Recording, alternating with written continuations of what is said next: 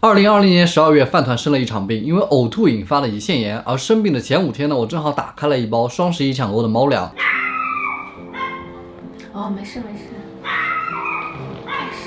因为猫粮品牌是我们家吃了3年的老牌子，所以我很放心的。想当然，我当然很放心啊，没有把饭团生病跟猫粮联系起来。但时间呢，又过了3个月，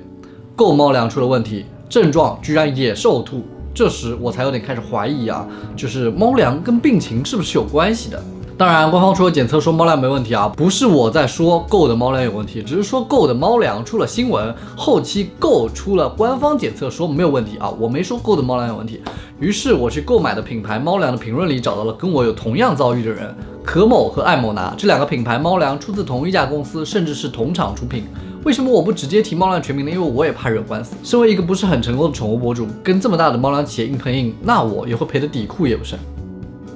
所以在这个视频，我会处在一个消费者的角度，带大家经历一遍普通消费者遇到问题猫粮维权会有多难。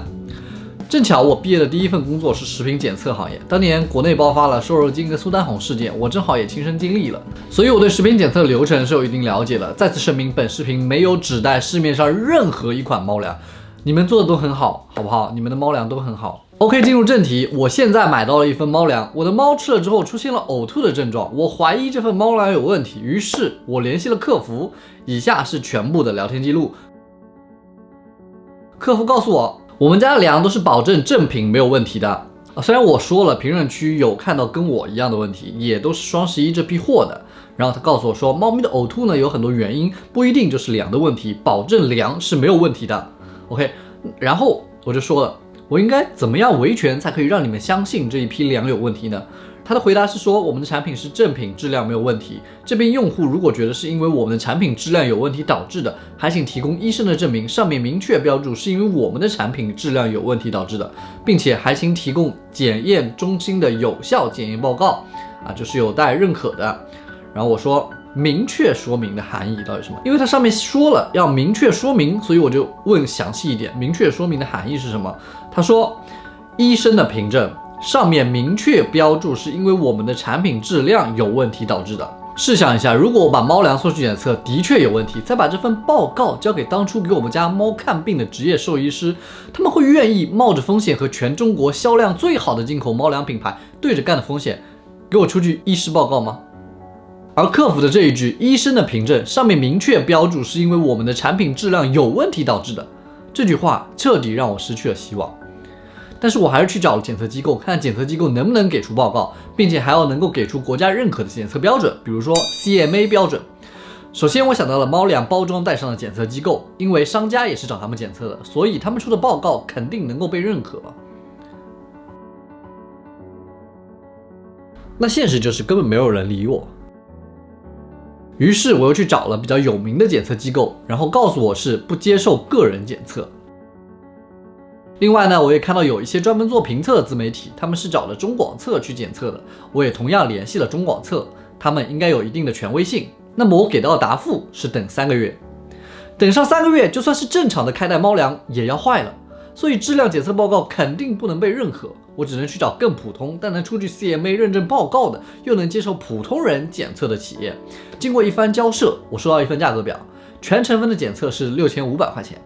就是猫粮里面含多少脂肪、多少蛋白质、多少粗纤维等一系列的成分。但是这个检测就算做了也是没有用的，因为成分含量多少并不会直接引起猫咪的呕吐、生病等情况。我的初步估计呢，应该是猫粮里面产生了菌群，或者有某样成分变质产生了有毒物质。我沟通以后呢，又收到了这份表，这里面包含了7个卫生指标，报价是3000块。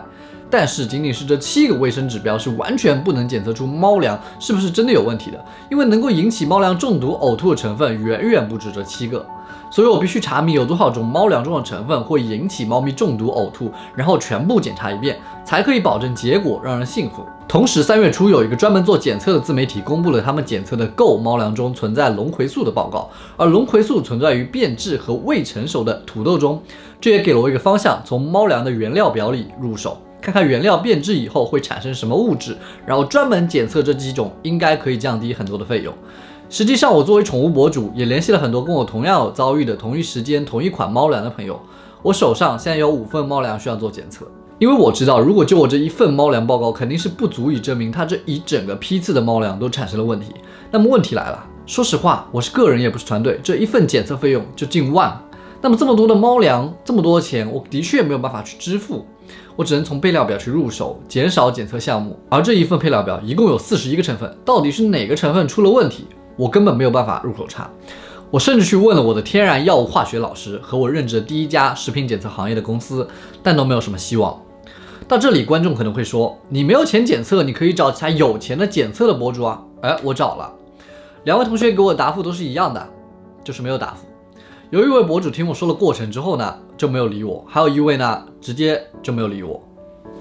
大家也不要怪他们，因为这背后的利益错综复杂，的确大家都惹不起。以上呢，是我以一个从事医药专业毕业，并且从事过食品检测行业，又从事了5年的宠物博主能够做到这一步。如果是普通消费者，在面对高昂的检测费用，就只能止步了。就算花了重金检测出了问题，那又怎么样呢？有医生会开猫粮有问题的报告吗？他们敢开吗？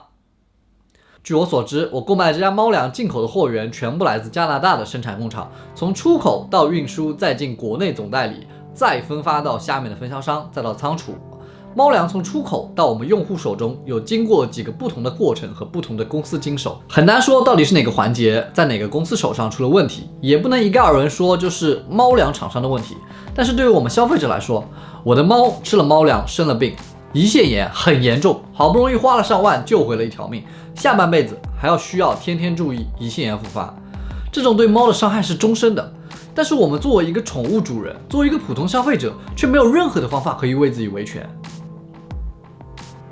OK， 那以上就是我总结的普通消费者面对问题猫粮维权有多难。如果大家还喜欢这一期内容，请大家多多点赞。这里是饭团小夫妻，那我们下期再见。